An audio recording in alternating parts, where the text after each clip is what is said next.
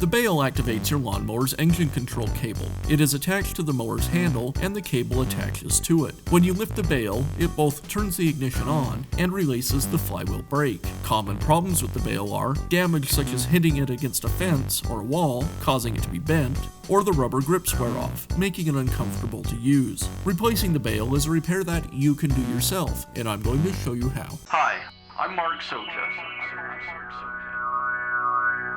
Do-it-yourself repairs like these are easier than you might think.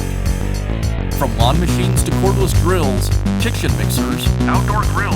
our how-to videos walk you through each repair from start to finish. So doing it yourself means never having to do it alone. Let's get started. I'll begin by removing the engine control cable from the bail. To remove the cable, I'll pull the bail all the way down. That creates slack in the cable, and then I can pull the cable free of the bail.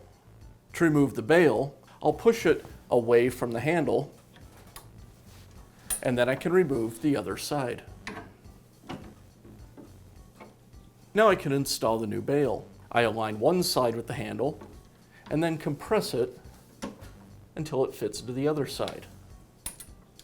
And now reconnect the control cable.